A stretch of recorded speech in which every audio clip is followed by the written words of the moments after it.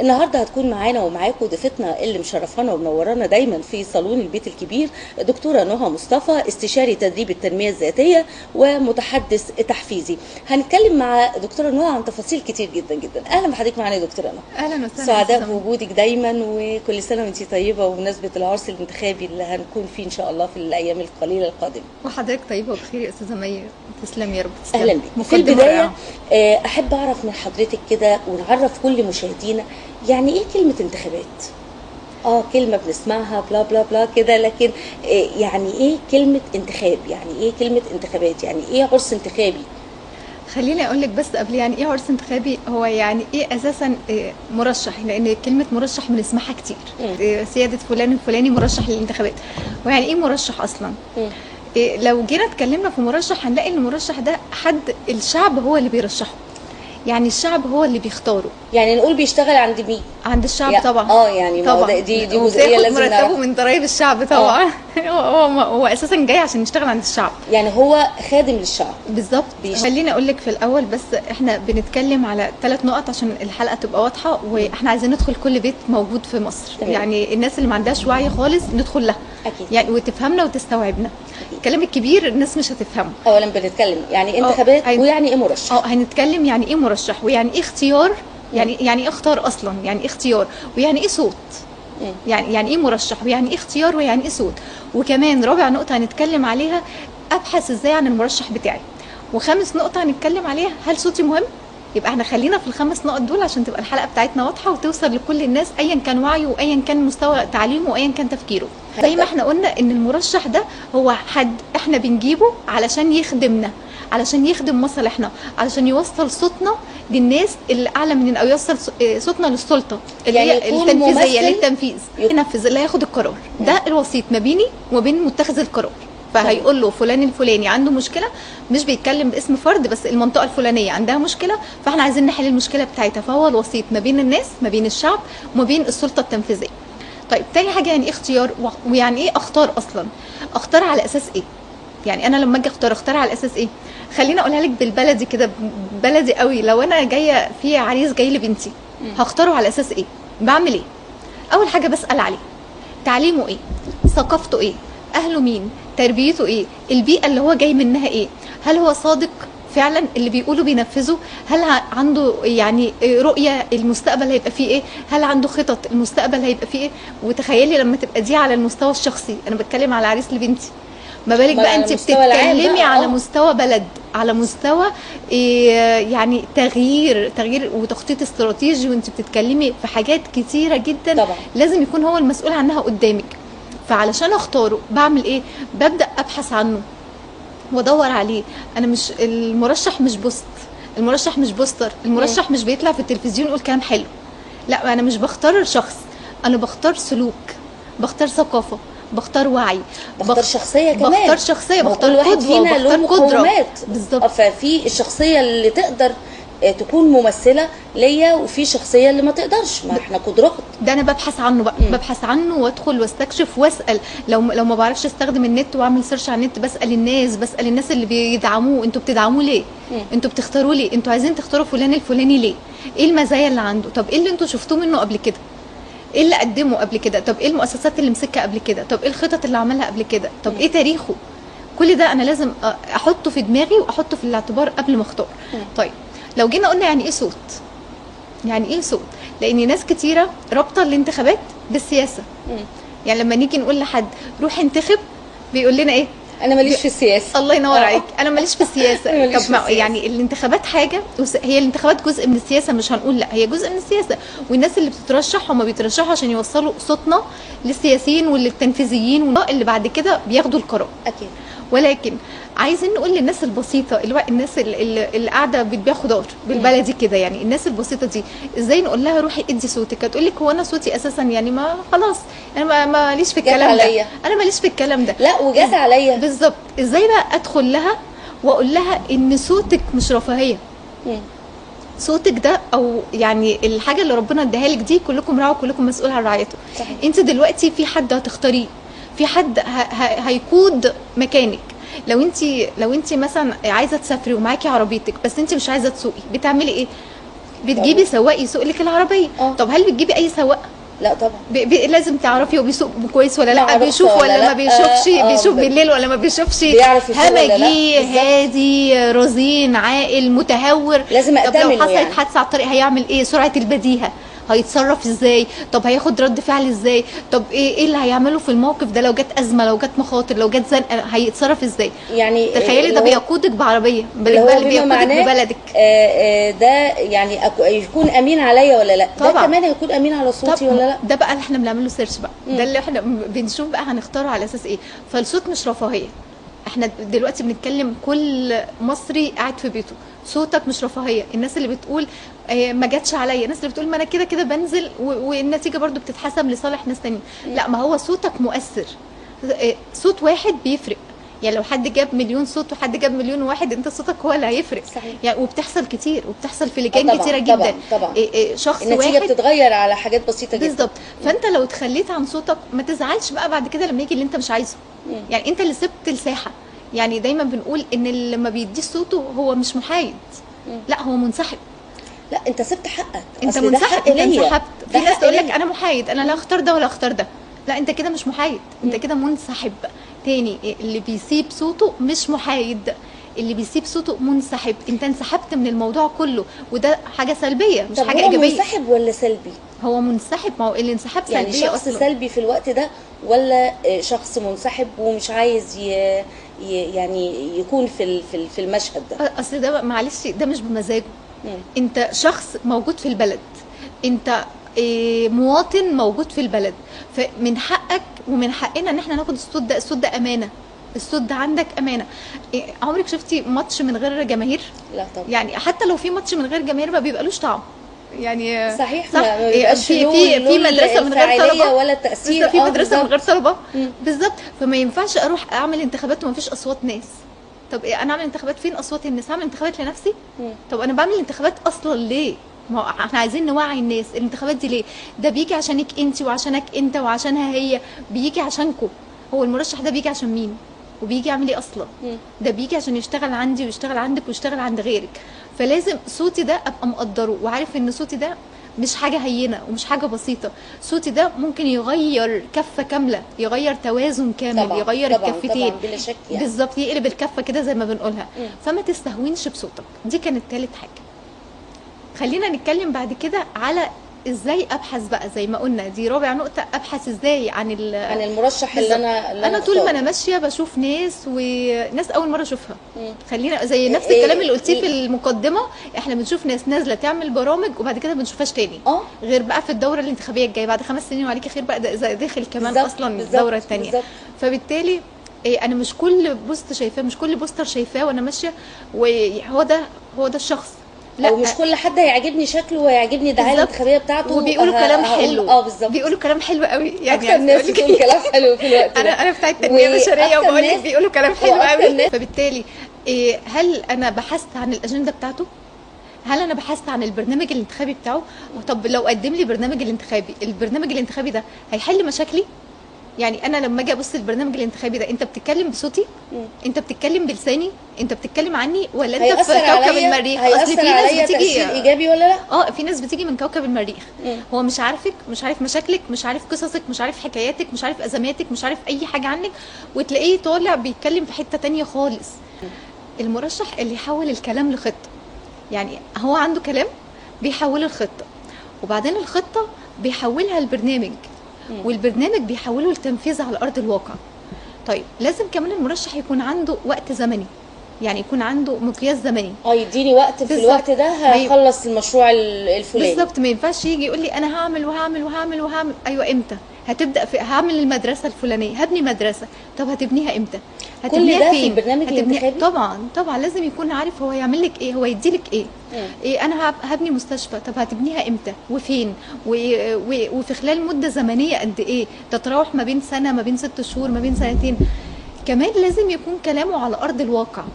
الكلام اللي فعلا اصدقه، الكلام الواقعي اللي يلمس قلبي ويلمس عقلي، ما احسش انه زي ما بنقولها بالبلدي كده ضحك على الدقون. يعني احنا دايما بنقعد نقول ده ضحك على الدقون. يعني ما يجيش احنا قاعدين مع بعض ما يجيش في الريف يقول لك انا هبني مول تجاري مش منطقي. بالظبط، لازم يكون، لا انت وفر لهم بالظبط. اكل وشرب وسكن الاول وطرق. ووظايف وطرق بالظبط، وبعد كده يبقى ابني لهم المول التجاري. فلازم يكون كلامهم واقعي، لازم يكون يعني كلامه لازم يبقى ملموس. عنده اولويات، لازم يكون عنده اولويات، دي اهم حاجه. انا هعمل ايه وبعدين هعمل ايه وبعدين هعمل ايه، ولازم يكون مرتب. انا في الاول سنه هو عنده 5 سنين، اول سنه هعمل كذا، تاني سنه هعمل كذا، تالت سنه، رابع سنه، خامس سنه، بحيث ان هو وكل سنه لازم يعني نشوف بقى تاريخه، يعني ده لما يترشح، طب قبل ما يترشح، او ده لما ينجح، طب قبل ما ينجح اشوف هو مسك مؤسسات ايه قبل كده، ايه المؤسسات اللي دارها قبل كده. ما زي ما احنا كنا بنقول يعني مش هنجيب خريج نمسكه، مش يعني هنجيب خريج يبقى ايه الاعمال اللي نجح فيها، سابقه الاعمال بتاعت السي في بتاعه. ما هو المرشح ده كانه رايح يقدم لوظيفه، يعني خليني اكون صادقه معاك، المرشح ده راح يقدم لوظيفه، انت السي في بتاعك فيه ايه؟ هل السي في بتاعك فيه اللي يخليني اروح، يعني اللي يخليني اقبلك من الاخر كده، اللي يخليني اقبلك تبقى وسيط، او بتتكلم بلساني، او بتتكلم عني، او بصفه، هل ينفع ان انا اوكلك ان انت تروح تتكلم عني، ولا انت مهما اتكلمت ومهما قلت انت صوتك ما بيوصلش، مش هتعرف تعبر عني، مش هتعرف تعبر عني، فاهماني؟ طيب لازم كمان لما قلنا اول حاجه قلنا لازم يكون كلامه فعلا يتحول لخطه، والخطه تتحول لبرنامج، والبرنامج يتحول لواقع. تاني حاجه انه يكون عنده رؤيه، ويكون عنده هدف واضح متحدد بفتره زمنيه معينه. وكمان قلنا انه يكون كلامه واقعي، انا بتكلم في حاجه واقعيه. وكمان قلنا السي في بتاعه ايه اعماله السابقه قبل كده، ايه المؤسسات اللي انت درتها قبل كده. طيب وكمان طب لما كان بيتعرض لمشاكل كان بيحلها ازاي؟ طب لما كان بيبقى عنده عثرات كان بيحلها ازاي؟ طب الناس اللي حواليه ايه بقى؟ ودي اهم نقطه، مين اللي بيدعموه؟ ودي اهم نقطه، هل اللي بيدعموه الناس فعلا اللي ليها قيمه وقامه في البلد، الناس العادله، الناس الحقانيه، الناس اللي بتجيب حقوق الناس اللي فعلا زي ما بنقول كده العمد، اللي هم الناس اللي عارفين هم بيدعموا مين. يعني انا اقدر انتخب مرشح او ما انتخبش مرشح على اساس المحيطين بيه اقدر احكم عليه؟ طبعا دي تاخد لها بس 90%، يعني ده شيء مهم طبعا. انت مين اللي بيدعمك؟ ما هو انا يعني لما الاقي حد، يعني كنا عايزه ادي مثال كده في الفيلم بتاع الراقصه والسياسي، الفيلم دوت كان بيتكلم في ان دوت سياسي، طب مين اللي وراه؟ انت فاهماني؟ اكيد المعنى هيوصل للمشاهدين، فاكيد المعنى وصل. فانا ما اروحش اجيب مرشح انا عارف ان اللي وراه مثلا ناس مش ماشيين صح، ناس مش ماشيين في اليمين، اكيد لو خلانه او اصدقائه هيكون هو على نفس الشكل طبعا يعني. طبعا لان اللي وراه هو اللي بيدفعه. ما هو دايما بنقول البيئه المحيطه اللي انت فيها، اكيد لو انت موجوده في وسط صباره هيبقى كل اللي حواليك هتبقي صباره طبعا. لو موجوده في وسط ورده هتبقي ورده، اكيد طبعا. طبيعي. فالمرشح ده هو في وسط مين؟ مين اللي بيسقف له لما بينجح؟ مين اللي عايزه اصلا ينجح؟ من مصلحه مين انه ينجح؟ خلينا نقول كلام واقعي عشان نوعي الناس، عشان نفهم الناس. فلما الاقي ان البيئه اللي هو فيها غبار، لا شكرا، ده كده اكس، بلاك ليست.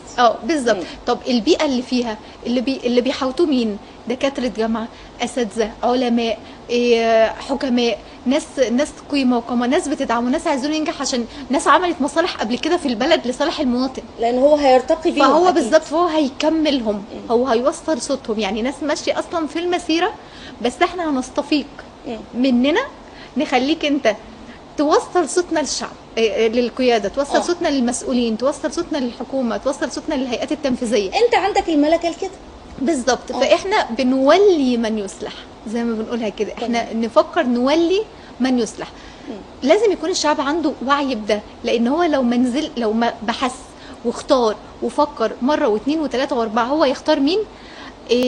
هو يعني افلاطون كان بيقول حكمه حلوه قوي، كان بيقول لو اتنازلت عن حقك في المشاركه السياسيه انت كده بتهيئ اللي اقل منك حكمه انه يقودك. يعني بصي، يعني لو اتنازلت عن حقك في انك تشارك مشاركه سياسيه زي الانتخابات والدستور والحاجات دي كلها، انت بتقول للي اقل حكمه منك يلا بقى جو اطلع انت. طب يعني ونرجع نقول اللي جه مش اصلح. طب ما حضرتك اللي ما اخترتش فديت غيرك فرصه يختار. دخلتيني للسؤال اللي بعدينا على طول، اللي هو كل واحد فينا ممكن يقول هي جت عليا، انا صوتي مؤثر فعلا، يعني انا صوتي هو ممكن يغير النتيجه، ممكن يغير في الصندوق، ممكن يغير من مرشح لمرشح، ممكن، لكن ازاي؟ خليني اقول لك ان الصوت زي البصمه بالظبط، صوتك زي بصمه ايدك. ما ينفعش حد يقلده، وما ينفعش حد ياخد مكانك، وما ينفعش حد يتكلم بالنيابه عنك طبعا. فصوتك ده ربنا اداهولك امانه، يعني المفروض زي ما ربنا قال في القران ادوا الامانات الى اصحابها، نادي الامانه لاصحابها، فده امانه مطلوبه مني. كمان ربنا كان بيطلب الشهادات، يعني انك تروح تدلي بشهادتك عشان خاطر صوتك ده امانه. انت تروح تشهد في محكمه او تشهد في جريمه او تشهد في قضيه، او فصوتك ده هو لو الصوت مش مهم كان ربنا طلب شهاداتنا ان احنا نروح ونشهد؟ لا طبعا. هي دي شهاده بالظبط. انا دلوقتي المرشح ده جاي، هل انت عايزه يجي ولا مش عايزه؟ فهو طالب مني شهادتي، هو طالب مني صوتي. طيب ازاي يبقى هو طالب مني صوتي وانا متخيل ان صوتي ملوش لازمه؟ يعني ايه صوتي ملوش لازمه؟ يعني احنا لسه قايلينها من شويه، يعني ايه ماتش من غير جماهير؟ يعني فلازم يكون الانسان عارف وواعي، ودي حته بقى كده يعني تنميه ذاتيه بقى. لازم يكون عارف قدر نفسه، هو مهم ومهم جدا جدا جدا، ولازم الوعي ده يوصل لكل بيت في مصر طبعا. انت اهم حاجه، انت اساسا انت اللي بيتعمل عشانك الانتخابات، انت اللي بينزل عشانك المرشح، انت اللي عشانك بيتكلم بصوتك، انت اللي عشان مشاكلك المرشح ده جاي يقول يا جماعه في مشكله في المنطقه الفلانيه وانا عايز احلها. فتخيل كلنا شغالين عشانك اصلا، تبقى انت ازاي مش مهم؟ تخيلي بقى حضرتك لما المواطن البسيط بيقول ادور على المرشح ده ازاي وانا يعني الى حد ما ثقافتي على قدها، لكن انا بقى نهى داخله الانتخابات وانا عايزه اعرف الفيدباك بتاع نهى كله، اعرفه انا ازاي بقى وانا مواطن بسيط على قدي؟ هم اولا بيعملوا مؤتمرات كتير، يعني اي مرشح بيعمل مؤتمرات في الدايره بتاعته، بيعمل حاجه زي ندوه، بيعمل زي قعده بالبلدي كده، ممكن يعمل قعده. طيب ما انا اروح او جوزي يروح او ابني يروح نشوف الراجل ده بيتكلم ازاي، بيقول ايه. طيب حاجه كمان زي ما حضرتك قلتي، ممكن اخلي ابني يجي ادخل في سين صاد، ادخل ابحث لي عن سين وابحث لي عن صاد، فيدخل في صفحه سين ويدخل في صفحه صاد ويعرف ويقارن ده بيقول ايه وده بيقول ايه. طب ده كلامه منطقي ولا مش منطقي؟ طب ده فعلا عايش معانا في الواقع، عايش معانا في كوكب الارض ولا مش عايش معانا في كوكب الارض؟ بحس سبحان الله الناس بتحس، والله الناس بيحسوا مين اللي بيقول لهم كلام في الهواء. اصل الناس بقى عندها الوعي الكفايه. عايزه اقول لك النت والسوشيال ميديا والتعارف والتوسع التكنولوجي اللي احنا فيه مخلي الناس عندها ادراكها اوسع شويه من زمان. وانت لما بتتخلى عن دورك بيجي اللي ياخده طبعا، وما تلومش غير نفسك وقتها. يعني وقت ما بقول انا مش نازل ويجي اللي انا اللي مش عاجبني، ما هو انت اللي ما اخترتش. هتقولي يعني انا كان جت عليا لو كل واحد قال كده محدش هينزل اصلا. احنا ما يقرب من 70 مليون ناخب، يعني حوالي 69 مليون ناخب. فانت لما كل واحد في ال 69 مليون دول يقول هي جت عليا، طيب يعني طب مين اللي جت عليه؟ يعني انا ما جتش عليا وانا ما جتش عليه بقى. يعني انا ما جتش عليا وانا ما جتش عليا وانا ما جتش عليا وانا لا لازم كل واحد يعني بيقول ان الله لا يغير ما بقوم حتى يغيروا ما بانفسهم. ولازم ابدا من نفسي. يعني احنا بنقول كده لو كل واحد، كان في مقوله بتقول لو كل واحد نظف قدام بيته، كل شخص نظف قدام بيته، العالم هيبقى نظيف، العالم كله هيبقى نظيف، مش هنحتاج لعمال، مش هنحتاج لعمال نظافه. فلازم تبدا من بيتك، ابدا من باب بيتك، مالكش دعوه باللي بره عامل ازاي. ابدا من عندك انت، وابدا من بيتك انت، وابدا بنفسك. لازم تبدا بنفسك اصلا عشان تقدر يعني تتكلم مع اللي حواليك. انا رحت انتخبت، فيشجع اللي قدامه. طب يلا نروح احنا الاثنين، طب يلا هات بقى جماعتك وتعالى، طب هات اهل بيتك وتعالى، وانزل اعمل اللي انت عايزه. اختار سين، اختار صاد، اختار عين، بناء على قناعتك انت وبناء على السيرش اللي انت عملته. هل هو فعلا ليه رؤيه؟ هل هو فعلا ليه هدف؟ هل هو فعلا بيتكلم كلام واقعي؟ هل هو فعلا انسان صادق كلامه فعلا في عدل وفي حكمه؟ ولا هو حد جاي يقول كلمتين حافظهم زي ما بنقول كده حافظ مش فاهم؟ انت جاي تسمع لنا كلمتين وما بنشوفش وشك طول ال5 سنين تاني. بيبان. واللي بينجح بالطريقه دي بعد كده ما بيختاروش تاني، اللي هم خلاص عرفوه. زي ما قلنا احنا بنتكلم على وعي الناس، فالناس بقى عندها الوعي ده. يعني لا مش هنتخبك تاني اصلا. تشوفي الناس هي اللي بتختار مين اللي يترشح. يعني ساعات حرفيا الناس بتقول له احنا عايزينك انت اللي تترشح.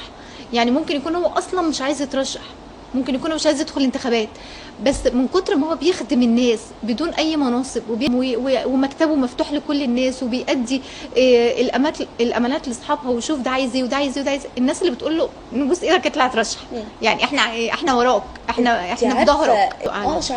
شعبيته اعلى ليه؟ لان هو قدم بقى ده السي في اللي احنا بنتكلم عليه. قدم وربنا عالم بالناس اصلا. يعني في ناس بتبقى فعلا عندها مشاكل كبيره جدا وعندها، وفي ناس بتبقى عايزه تخدم بالظبط. يعني بتبقى في ناس احنا بنتكلم عن الناس بقى اللي هو المواطنين بتبقى عندها مشاكل طبعا. كبيره جدا. طبعا. فسبحان الله ربنا بيهيئ لهم اللي ياخد بايديهم كده، اللي يقدر ان هو يساعدهم واللي يقدر يوصل صوتهم وفعلا بيحل حتى من غير منصب. يعني في كتاب كده اسمه القائد الذي ليس له منصب. الكتاب ده بيتكلم ازاي تقود اصلا من غير منصب. هو سبحان فلما الله تيجي تتحط في منصب هم هيدفعوك. ربنا جعله لقضاء حوائج الناس. يعني انا عايز حاجه من مجلس المدينه، تعالى معايا الصبح وانا هخلصها لك. عايز حاجه من اختي في مستشفى، امي بتعمل عمليه عايز نفق الدوله. بتحصل قدامنا، عنده ملكه يعني. بتحصل قدامنا كتير. نفق الدوله، عايز احول ابني من مدرسه لمدرسه، في كثافه في الفصول عايز اعمل كذا، في كثافه في المدارس عايز تلاقيه بيقضي للناس المصالح. انا عايزه اقول لك هو ملوش صفه اصلا يعني ملوش صفه كدوله. يعني هو مش مرشح، مش نائب، مش كذا، تلاقيه راجل عادي جدا، بس هو ليه علاقات. فطب معلش نخلص لده ورقته، نخلص لده حاجته، نخلص لده تاشيرته وكده. ده بقى لما بيبقى فيه انتخابات الناس هي اللي بتدفعه. طبعا الناس هي اللي بتقول له إيه، احنا وراك، حتى لو عايز دعايه انتخابيه احنا ممكن نصرف عليك دعايه انتخابيه. لو عايز تعمل اي حاجه احنا معاك. وفعلا بيصرفوا عليه من فلوسهم هم الشخصيه. بالظبط. ودي بتحصل، وفي حالات على فكره كتير كده. ولما بينجح بيرد طبعا الجميل، وبينقل الدنيا، بينقل المنطقه دي في حته ثانيه خالص بجد يعني. وده فعلا الاختيار الصح. انا ما اختارش شكل، ما اختارش اسطول، ما اختارش دعايه كتير وبنرات كتير وبوسترات كتير وكلام كتير. كلام بيحرقوا كلام كتير قوي. واللي بيعمل شو بيجي يتصور أنا مع الناس. الانسان اللي احس ان هو انا هو قاعد مكاني. هو بيتكلم بلساني، هو بيتكلم بصوتي، هو بيتكلم بفكري، هو بيتكلم بوعي، حتى وعي الفلاح البسيط، وعي العامل البسيط، وعي الموظف البسيط. هو نازل للناس، وعي الطالب البسيط. هو عارف ايه احلام الشباب، ايه طموحات الشباب، ايه احلام الناس، ايه امل الناس. دول عايزين يعملوا ايه، ويساند ويروح هنا ويروح هنا ويروح هنا ويأدي. مش يقعد في مكتبه وممكن الناس اصلا ما تلاقوهوش طول ال5 سنين، ما تشوفوش اصلا مكتبه بقى اللي بيرد. هو خلاص هو نجح وتمام وزي الفل، يروح بقى يقعد في القاهره ويسيب الدنيا بتاعته دي. يعني طب انت في زئبق بقى، تحس ان انت مش عارفه تمسكيه. لا يغير ارقام تليفوناته. يعني بيبقى عايش خلاص طول ال5 سنين بمعزل عن دايرته او عن الناس. هنرجع نقول للناس تاني الوعي الوعي الوعي. يا امي ويا ابويا ويا اختي ويا اخويا ويا ابني ويا كل بيت مصري. الوعي لو سبت صوتك، لو سبت حقك، هيجي اللي ياخد حقك. بس ما ترجعش تلوم غير نفسك. ما تزعلش وما ترجعش تلوم غير نفسك. خليني اقول لك يا استاذه مي ان ده سؤال ربنا جاوب عليه من اكتر من 1400 سنه. يا ايها الذين امنوا اذا جاءكم فاسق بنبأ فتبينوا قبل ان تصيبوا قوما بجهاله فتصبحوا على ما فعلتم نادمين. فبالتالي لما ربنا يقول لك تبيني يعني لازم اتبين الاول. انا مش مجرد ما شفته. دلوقتي ما شاء الله بقى السوشيال ميديا بتساعد على انتشار ده زي النار في الهشيم. يعني زمان لما كانت تطلع الشائعات دي هو البيت المصري مش عارف اصلا ايه اللي بيحصل. لكن دلوقتي انت كل حاجه ترند، كل حاجه بتنزل قدامك. فاعمل ايه؟ اتبين. طب اتبين منين؟ اول حاجه السي في بتاع الشخص اللي احنا اتكلمنا عليه ده، هل تاريخه ده يقول ان هو ممكن يعمل حاجه زي كده؟ هل ثقافته ووعيه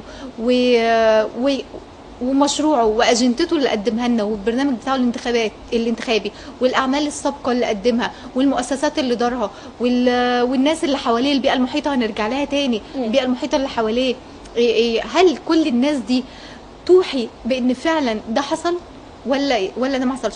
ثانيا بيتحرى عنه بقى في الدوله نفسها المسؤولين بقى. يعني طبعا. المسؤولين هم اللي بيتحروا. ولو في حاجه بيتبرأ وبيطلع يقول فلان الفلاني يعني دي كانت اشاعه، وبيطلع في برامج ويقول انا اتظلمت في كذا والناس بتستضيفه وانت اتقال عليك كذا، هل ده صح ولا غلط؟ نقعد ونسمع هو بيقول ايه، ما يمكن يكون هو مظلوم. طيب في الحاله الثانيه خلاص، ما هو انا مش يعني خلاص يعني من 500 حاجه و80 مرشح فانا همسك في اللي طلع فيه الاشاعه. صحيح. طب ما خلاص يعني اللي بعده اشوف الاقرب تاني. لكن لا، ما هو ممكن يبقى اللي طلع فيه الاشاعه ده شخص مظلوم وانا حاسه ان هو اللي هيمثلني. بيثبت وبيطلع وبيتكلم وبيترد له حقه وبيقول انا كذا وكذا وكذا، او بيطلعوا في برامج وبيتكلموا، ببحث عنهم وبعرف تاريخهم. اصل التاريخ بيحكم طبعا. يعني يعني لو انا جيت يعني قلت استاذه مي دلوقتي قالت عليا كلمه مش كويسه، طب ما هو تاريخي معاكي ايه؟ هل احنا علاقتنا ايه مع بعض؟ صح. هل علاقتنا تقول ان انت ممكن تقولي عليا حاجه مش كويسه؟ فلازم اتبين ولازم افكر، ما امشيش ورا اي حاجه والسلام. لا، اتبين واعرف وافكر يعني واتفكر، يعني افكر واتفكر، هل فعلا ده ممكن يحصل؟ هل فعلا ده يجي منها؟ هل فعلا هي ممكن يحصل منها حاجه زي كده؟ كل ده بقى مع اللي هو بيقوله، مع اللي الناس قالته، مع الفيدباك اللي بترجع تاني، مع الاعلان او البرنامج اللي هو بيطلع فيه ويحكي ويتكلم. كل ده بلم بقى مجموعه معلومات وفي الاخر استفتي قلبي. لما استفتي قلبي بقى، لا هو فعلا ما يطلعش منه كده، هو ده لا غبار عليه. بس في لعبه كده بتحصل في ايام الانتخابات، اللعبه دي ما بتبقاش حلوه. احنا عايزين نتكلم فيها. اللعبه دي مش حلوه. ان ممكن من كتر ما الناس حابه نهى، ممكن المرشح المنافس او من معاونيه يعني، او اللي عايز يخدمه مثلا يعمل اي سامسونج رونج، يخلي مثلا يبقى متخيل ان نهى شعبيتها هتقل. كورونا يمكر الله والله خير الماكرين. يعني بجد، يعني مهما اللي قدامك حاول يمكر بيكي، لا ربنا مكره اكبر طبعا. يعني والمكر ده مكر ربنا، مش معناه ان دي حاجه سيئه، ان ربنا بيعمل حاجه سيئه. لا طبعا. المكر قد يكون في الخير وقد يكون في الشر طبعا. يعني المكر ده ممكن اكون انا مثلا مجهزه لك هديه، مجهزه لك حاجه، فانا عامله لك مش عايزه اقول لك، فاهماني؟ فانا بمكر في الخير، انا ده يعتبر مكر خير، ان انا بجهز لك هديه، بجهز لك عيد ميلاد، بس مش عايزاكي تعرفي، فده في الخفاء. مكر في الخفاء بس في الخير. في ناس بتمكر في الخفاء بس في الشر، فاهماني؟ لكن مكر ربنا مكر الخير طبعا. اللي هو بيظبط لك امورك من غير ما انت تعرفي اصلا، لانه بيبقى عارف نوايا اللي قدامك ايه، نوايا اللي قدامك ليكي كويسه ولا وحشه، لان ربنا يعلم السر واخفى، يعني ربنا بيعلم كل حاجه طبعا. فربنا بيمكر فعلا ليكي ولصالحك، فبيجي لك حقك وبيترد لك حقك، وصدقيني وكفى بالله نصيرا يعني اكيد. فالانسان اللي بيتقال عليه شائعات وهو فعلا مظلوم هيبان يعني. فاما الزبد فيذهب جفاء، واما ما ينفع الناس فيمكث في الارض. خدي دي قاعده كده، ان دايما الزبد بيذهب، هيروح، هتطلع الاشعه بعدين هتبقى بالونه وتبدا تقل زي زبد البحر بالظبط. فاما الزبد فيذهب جفاء، واما ما ينفع الناس فيمكث في الارض. خلاص هي مسلمه، هي حقيقه، هو اللي ينفع الناس بس هو اللي هيفضل. فيا ريت الناس كلها تفهم كده، ان مهما عملت اللي فيه الخير هو اللي هيفضل وهو اللي هيثبت طبعا. طبعا. طب حضرتك شايفه ان الدعايه الانتخابيه كفيله انها تنجح مرشح؟ خليني اخد من كلامك يا استاذه مي اللي احنا قلناه من شويه. في حد ما عندوش المقدره الماديه هتلاقيه ما عندوش ولا بوستات ولا صور طالع بيضحك فيها، ولا برامج في التلفزيون بيشتريها عشان يطلع ساعه هوا وساعتين هوا ويشتري بالافات بالظبط، ويجيب السي في بتاعه ويقول لا. ممكن انسان اعماله اللي بتقول عليه، وممكن زي ما احنا قلنا في حد بسيط والناس هي اللي بتدعمه والناس هي اللي بتمشي وراه. خليني اقول لك بقى الفرق ما بين الاثنين. السي في بتاع ده ايه والسي في بتاع ده ايه، تاريخ ده ايه وتاريخ ده ايه. انا مش بالدعايه، عشان كده قلنا مش بالكلام بالبرنامج، بالاجنده. انت اجندتك ايه؟ انت البرنامج الانتخابي بتاعك فيه ايه؟ ده اللي يخلينا انتخبك او لا. الراجل ده قدم ايه قبل كده؟ هل كان في فتره فعلا كان منتخب فيها قبل كده؟ طب الفتره دي عمل فيها ايه؟ طب هو اول مره يترشح؟ طب انت سابقه اعمالك، انت خدمت كم من الناس قبل كده؟ انت وقفت جنب مين من الناس قبل كده؟ انت عملت ايه للناس قبل كده؟ انت الناس شافوك فين قبل كده؟ مسكت مناصب ايه قبل كده؟ مسكت مؤسسات ايه قبل كده؟ ايه الحاجات الكويسه اللي انت عملتها؟ بنيت مستشفيات، بنيت مدارس، وقفت جنب ناس، سيبك من البنى، وقفت جنب كام واحد في مشكله؟ خلصت كام سيفيل واحد عايز يشتغل؟ حاولت ان انت تسعى في وظيفه كام واحد؟ حاولت ان انت تمد ايدك لكام ارمله؟ حاولت تمد ايدك لكام مطلقه؟ يعني حاولت تتجوز كام شاب؟ بالبلدي كل ده اللي احنا عايزينه. عملت ايه؟ هو ده اللي احنا بندور عليه. اخي الخطوات البسيطه اللي اي مواطن يعملها قبل ما يروح، يعني قبل ما يروح لجنه الانتخاب يعمل ايه؟ اول حاجه يعرف يعني ايه مرشح. تاني حاجه يعرف اختار مين واختار على اساس ايه، يعني يتفرج على حلقتنا بقى. يختار مين واختار على اساس ايه. تالت حاجه يعرف ان صوته مش قليل، صوتك مش قليل، صوتك مش رفاهيه.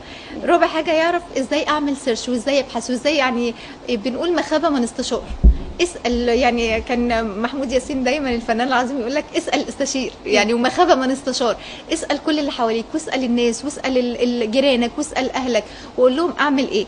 واخر حاجه اللي هي اثبت ازاي ان ده لو في اشاعه، اثبت ازاي ان هو كويس ولا مش كويس. فصوتك مش رفاهيه، انزل وشارك واختار، وما تضيعش حقك بايديك، واثبت وجودك. ان شاء الله. دكتوره نهى بشكرك على وقتك معانا، شرفتينا ونورتينا النهارده، ودايما بنشوفك في الحلقات المتميزه اللي بنقدر بيها نكون مع كل مواطنينا في كل مناسبه وفي كل شيء هم بيحتاجوه مننا. شكرا ليكي. شكرا ليكي يا استاذه مي، اتشرفت بيكي النهارده. شكرا ليكي. مشاهدينا مشاهدي، لكم تحيات اسره برنامج البيت الكبير، وتحياتي مي بدوي. الى اللقاء.